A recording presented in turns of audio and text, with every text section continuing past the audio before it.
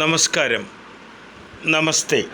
Senior professor doctor Suresh K Gupthan, director AIMRC.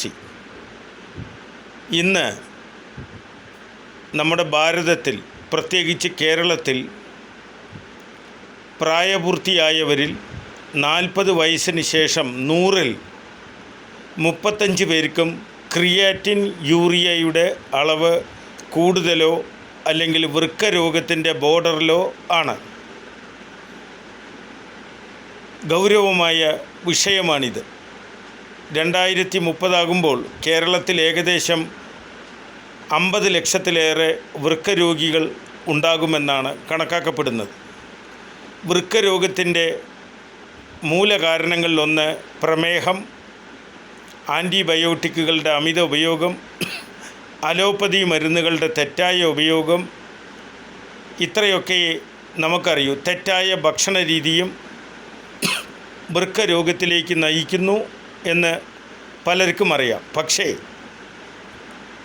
ഞങ്ങളുടെ ആരോഗ്യ institute of medical research സെൻറ്ററിൻ്റെ up to date ഗവേഷണ പ്രകാരം ഏകദേശം 5 ന്യൂട്രിയൻസുകൾ അഥവാ vitamin C, vitamin D2, D3, zinc, selenium, magnesium, അല്പസ്വല്പം മറ്റ് ചില ധാതുക്കളും ബോഡിയിൽ കുറയുമ്പോഴാണ് ഒരു വ്യക്തി വൃക്ക രോഗത്തിലേക്ക് വരുന്നതെന്നും ഇതിൻ്റെ ഡിപ്ലീഷൻ അഥവാ ശോഷണമാണ് വൃക്ക രോഗത്തിലേക്ക് നയിക്കുന്നതെന്നാണ് ഞങ്ങളുടെ പുതിയ കണ്ടുപിടുത്തം അഥവാ ഗവേഷണം.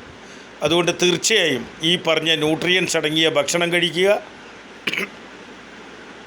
പടവലങ്ങ, ചൊരയ്ക്ക, ചൊറിയണം അഥവാ കടിത്തുവ, നെറ്റിൽ, മാതളപ്പഴം എന്നിവ ധാരാളം കഴിക്കുക. നിങ്ങൾ മില്ലറ്റ്, ചെറുധാന്യങ്ങൾ ഭക്ഷണത്തിൽ ഉൾപ്പെടുത്തുക. ഉപ്പ് പരമാവധി ഒഴിവാക്കുക. ഇതാണ് വൃക്ക രോഗത്തിൽ നിന്ന് രക്ഷപ്പെടാനുള്ള പ്രധാന ഭക്ഷണങ്ങൾ. ഒപ്പം നിങ്ങൾ പ്രമേഹ രോഗിയാണെങ്കിൽ പ്രമേഹം നിയന്ത്രിക്കുക. അലോപ്പതി മെഡിസിനുകൾ, കെമിക്കൽ മെഡിസിനുകൾ, ഷെഡ്യൂൾഡ് HL ആൻറ്റിബയോട്ടിക്കുകൾ വളരെ ശ്രദ്ധിച്ച് ഉപയോഗിക്കുക. ഒപ്പം മാംസാഹാരം പരമാവധി കുറയ്ക്കുക. ബേക്കറി സാധനങ്ങൾ പരമാവധി ഒഴിവാക്കുക. ഇത് നിങ്ങളെ വൃക്ക രോഗത്തിൽ നിന്ന് രക്ഷപ്പെടുത്തേക്കാം എന്നാണ് ഗവേഷകരായ ഞങ്ങളുടെ കണ്ടുപിടുത്തം. Thank you. ഒരു ഇൻഫോർമേഷൻ മാത്രം.